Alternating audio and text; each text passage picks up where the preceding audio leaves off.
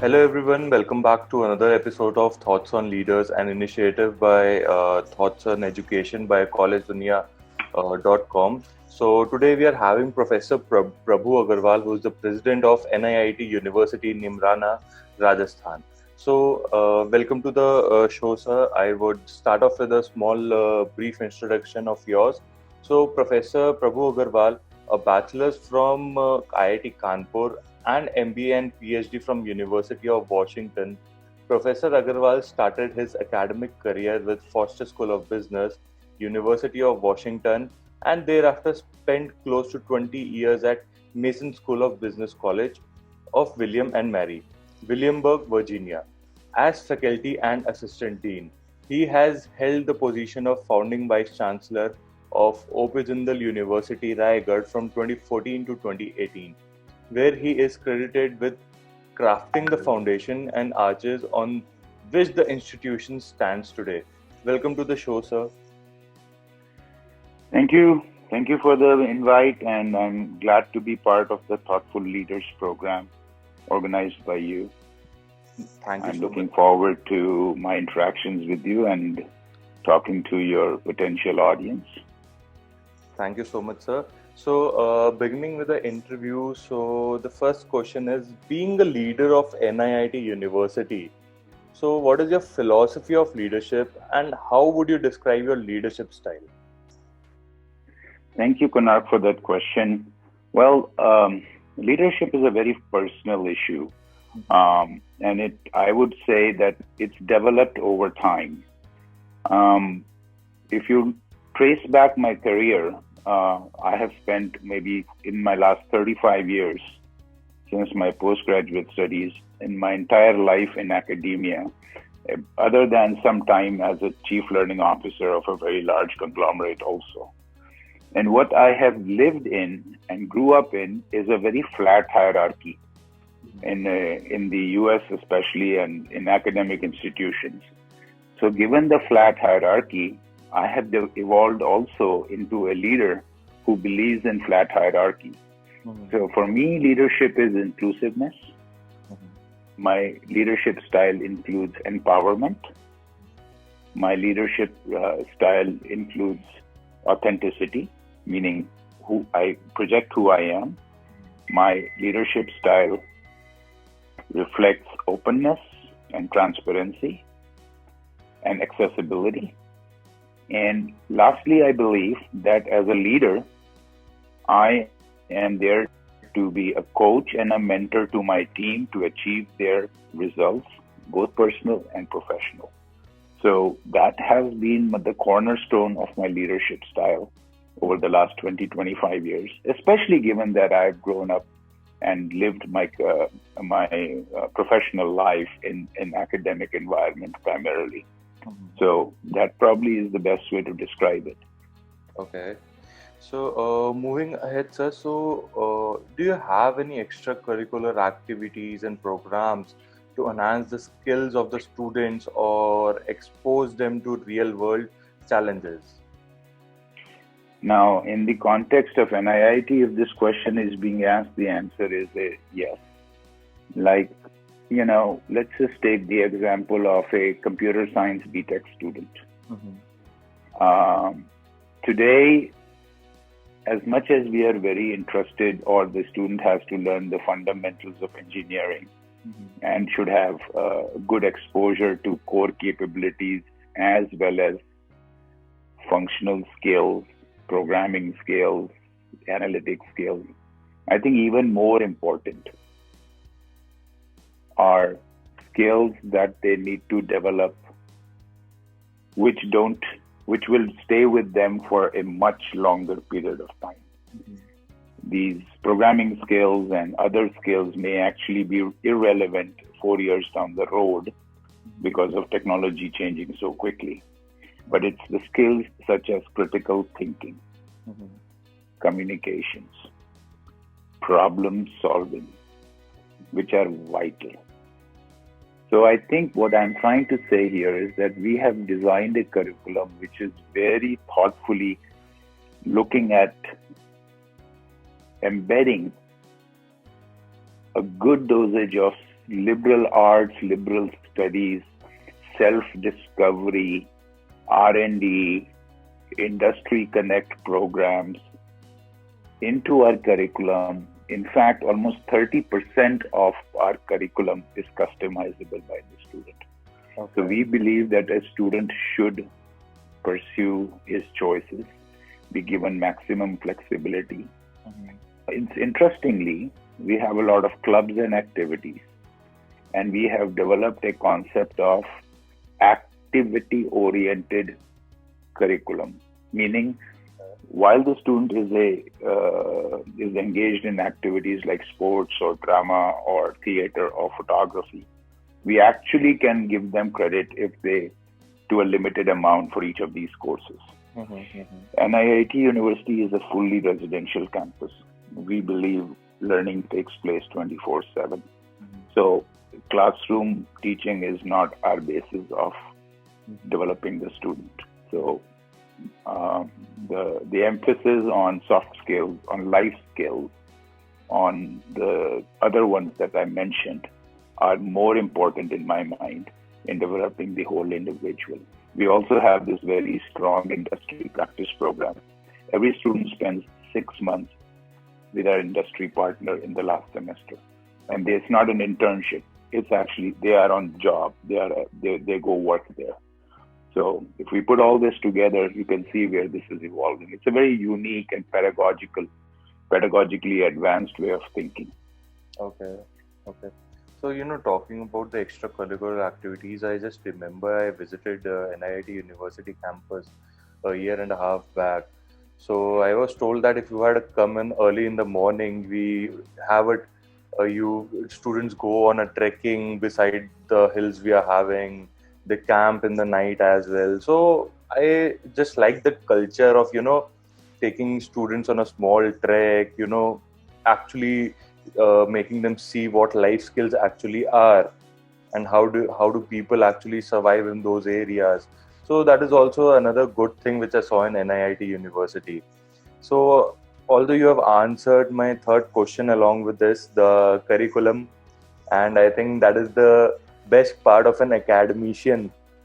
He knows what the person is going to ask, and here are your answers before you ask it.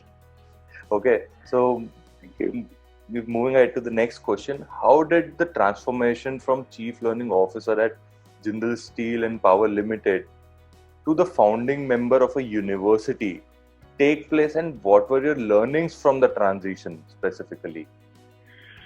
I had an interesting journey. I told you, so after graduating from Kanpur and leaving India and spending almost 25 years abroad, my family and I had an opportunity to come to India. And when I came to India, I decided that I wanted to do something different. This was about 7 years ago.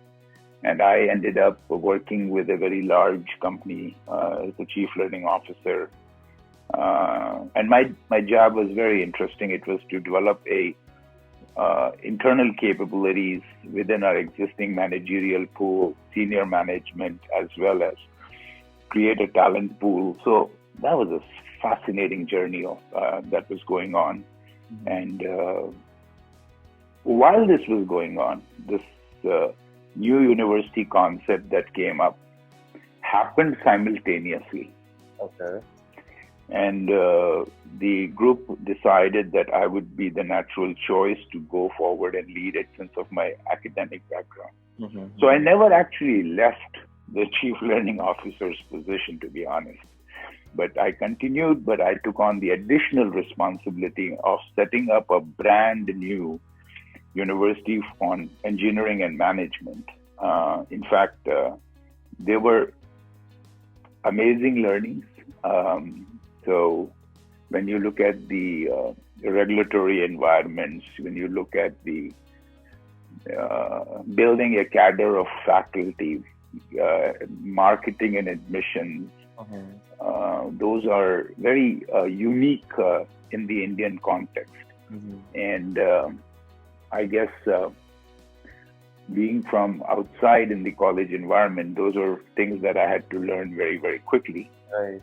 So we built a university, and today, 5 years out now, that university has almost 1,500 students on campus. 4 departments are established, 16 programs are being offered. So, I mean, all those metrics that you look at are there. But I would say my JSPL experience was probably critical for me to understand the Indian landscape and how to work with people in India. So I think that, and then, that transition, there was never a transition. It was coexisting. So while I was the CLO, I was also the Vice Chancellor of O.P. Jindal University in Raigad. Okay. So I really can't say it ended at one point and it started at another point. I think it was a continuum, and I think JSPL was being the foundation that was sponsoring the university was critical to our success. So that linkage was also very important. So I think I was equally comfortable being linked into the two systems. Right. Okay. Very great, sir. So with the competition so high, how do you guide students to survive in such a competitive scenario?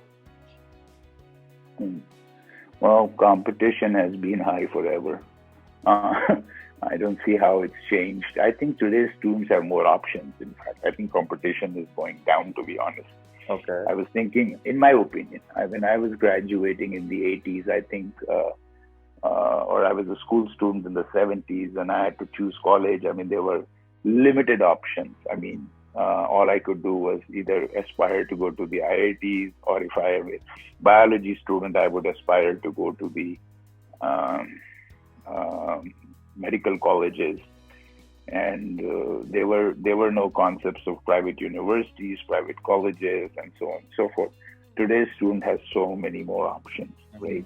I mean, they can literally carve out. I mean, you look around it, from robotics, computer science, technology, design, visual arts, fashion technology. These were words we never used when we were in school. Having said that, the world is very competitive. So we are very, I would say we do three things, and we do three things very consciously at NIIT. Number one, our programs are called recession-proof. Okay. We are developing students for the future, knowledge society. So our emphasis are on computer science programs in AI, cloud computing, machine learning, augmented reality. Those cyber security, data analytics. So these are skills that are being sought after in a very. There's a lot of need for these skills, right? So I think that, and also our IMBA program is also similarly focused on digital marketing, is focused on financial technology, is focused on business analytics. Right. So our program specializations are not the traditional specializations that you would hear in a college or university, number one. Number two, so that gives us a very solid foundation for our students, that you are learning skills that are recession proof, as I say. I mean, if we look at today's situation with the pandemic, the areas that are growing are technology driven. Right. So, our students are not finding it difficult. I mean, even we have had a 100% placement record, and this is not that typical. This is a 100% placement record audited since 10 years of our existence. We will achieve the same number this year also. Why? Because we work with 700 industry partners.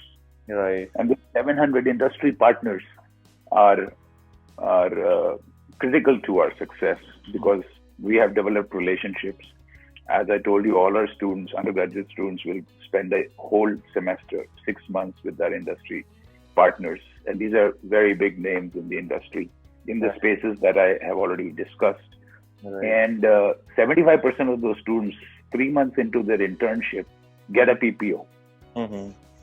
So again, we have already, it serves multiple purposes for us. There are some students who opt out. They want to go for higher studies, career, different career choices. That's always the case. Some people, a lot of students are interested today in startup cultures and entrepreneurship. So, we have a Center for Entrepreneurship and Innovation to support their activities. We have had success stories of people. We, have thought very differently from the classical construct of a university. So, we always hear that India has an employability gap. Well, X number of students are coming out, but only 10% of them are employable, and the industry wants so much, and there is a big gap. I don't think that problem affects us, and we have carefully thought about this. So one of our stated missions is to create an employable student, industry ready, who can be employed on day one, hour one, minute one, and be productive. Very nice, sir. So, I just like the way you think of, putting your words together. So probably, if I would have been a student, I would have been convinced for an admission in NIIT University till now. Okay. So, sir, moving ahead, what do you see as NIIT University's greatest strengths? So, the vision of NIIT is to be the role model for the future, role model for universities of the future. Okay. So that's the vision. But essentially, there are 4 core principles on which the NIIT University has been built. One is technology-based. Why? Because we have 40 years of history behind us. Our founding organization itself has been in the learning space since the 80s. So we leverage that strength. And as you can see, education and technology are blending together. So that's a very strong strength of ours. Right. Number 2, we talk about our industry linked. Right. We talk about industry linked in multiple facets. And as I've already explained before, the industry practice program, we also actually work very closely with industry partners outside of the industry practice to develop actually programs which allow these partners of ours to do one of 2 things. One is to actually create a pipeline of future talent for them, very specific to their needs, or secondly, to repurpose their current employees so that they are upskilled in their talent pools. So it's kind of like a management development, executive development, skill development initiative of ours. Okay. Number 3 is we talk about research-based. Now, what research-based means to us is we believe scholarship, research is critical to the overall development of the student. And we also don't talk about research in the classical sense. Of course, we encourage our faculty to create and write papers, scientific papers that get published, attend workshops, present in workshops, all those exchanges. We definitely are. I'm saying everything is in addition to that for us. As research is a skill. We encourage an R&D mindset in our students from day one. So they do an R&D course and the capstone course. So, and they get to choose which faculty they want to work with and what problem they want to study, what kind of research is involved. So they are inculcating research concepts as they are growing into getting ready to leave the university. The third important thing for us is research is also how we take an idea in the lab to the market. So the concept of rapid prototyping, the concept of innovation, the startup culture. So I think those are the 3 pillars on research that we focus quite heavily on. We also have a very strong focus on education technology, and we are now rolling out a center of education technology. And especially given this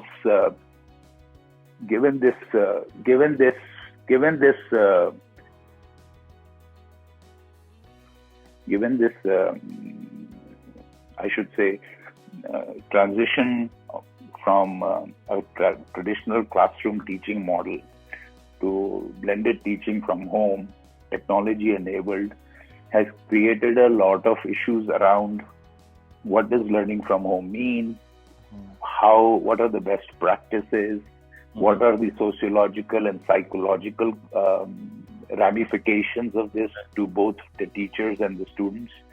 So we are creating a very robust so-called research platform and environment around these concepts and want to be thought leaders in this going forward. And the last important pillar is seamlessness. And seamlessness to me, if I want to describe it, I think the best word to describe it is there are no boundaries. Seamlessness. So if you go to our campus, we actually don't have a boundary wall. So we are seamless with nature. We are seamless across curriculum. We want our students to be equally good in computer science and liberal arts and finance. So it's seamlessness. We are seamless with the nature. We are seamless with our community. We are seamless. I think recycle and reuse 90% of our water. 100% water is rain harvested. So we are seamless in our thinking. So these are the 4 core pillars of our university. And this is the strength, and we need to build on these. Okay. So talking about the seamlessness, I see that you're seamless in answering questions as well. So you have answered another question of mine in the existing question. The question next was, we are going to talk about the research part only, which you have already answered to it now. So moving ahead now, so how do you tend to establish a healthy relationship and environment in your university with your faculty or with the students? Okay. I think I may have alluded to that in my earlier answer on my leadership style. So I'm not hierarchical. I'm transparent, open, easily accessible, and a good listener, I presume. And those things, I think, help. Once you're accessible and there's a flat hierarchy, then what happens is you immediately begin to be more accessible, and as soon as you have this concept of empathy towards your colleagues, workers, people from the lowest level to the top level. I think that works. So that's culturally built into me. And I guess I've been away too long from India, so that helps in the way that you treat people differently, and that's very important. Accessibility to students, same situation, regular town halls. When I am on campus, I like to eat in a student mess along with students. I think that just sets the right tone. It sets the right, gives the right message. Hang out with students in cultural events whenever I can. Just be yourself. I think NIIT in general has this very strong concept of a focus on people. People are our assets, and we are going to work with you. Right. We understand mistakes happen, but that's okay. Mistakes allow people to take risk, and risk should be acceptable. Right. So we are about. So I don't know. I'm just joining NIIT, so I will have to take that culture over there. But that's me. Okay, sir. So you have dealt and changed the lives of thousands of students over the last decade. So how does that give you an insight into the need of the hour for the students, which they or the parents might not be able to foresee? This is a very evolving question. So there are two ways I can think about it, but on the philosophical level, I think today the undergraduate student is too worried about the job situation. And I strongly believe that, a student should get a good, wholesome, all-encompassing, seamless education. The first job will come, no issues. And if the first job doesn't come, carve something out. But don't come to university just for a job. The job will happen, so on and so forth. Think longer term. Think career. Think where do you want to be 10, 15, 20, 25 years from now. Problem is we're going to live too long right now, 75, 80, 85, 90 years. Can you imagine getting a job and being in the same job for 60 years? No. So I think what I tell my students when I counsel, when I talk, is I say, okay, get your first job, settle in it, see if you like it, but be ready to move on. You know, I like to counsel students and parents also that become a lifelong learner, because you don't know when you will have to learn a new skill and be ready for something else. You might join something, get really excited, and find 5 years from now that this is not what we want to do. You might have to switch. So those are the things. And if you look at the entire skill set that I talk about, it goes back to life skills and professional development skills, critical thinking, problem solving, business communication, as vital to survival, and lifelong learning skills. You know, read. You know, there are lots of things along those ideas. So those interactions have taught me the following things over the last 30 years in this as an educator. So I would again argue that students are energetic. Students have risk-taking ability. They come out of an undergraduate program. They get a BTech and CSC. If they want to start a company, if they want to do something on their own, this is the perfect chance to do it. What's there to lose? This is the time to do it. You know, there are no family pressures. They don't really need any money. So they can go ahead and, you know, really follow their passion. It's the Three Idiots story. Very inspiring movie. Indeed, sir, it was. So you were talking about the next 10 years plan or the next 10 years career. So what is the vision of the next 10 years of NIIT University to stay ahead of the changes coming in the technology? I think the changes coming ahead, or changes coming in technology are unpredictable. Getting ahead of them is not possible. Staying abreast with them is a challenge. So we have to, as I've already articulated, strengthen our core offerings, build on our foundations of seamlessness, technology, research, and industry linkages. Maybe a fifth pillar or some other thing will evolve. 10 years is too long in today's mindset. I'd like to build a 3 to 4 year plan. Look at where new opportunities are coming up of areas of mechatronics, IoT. The world is getting connected.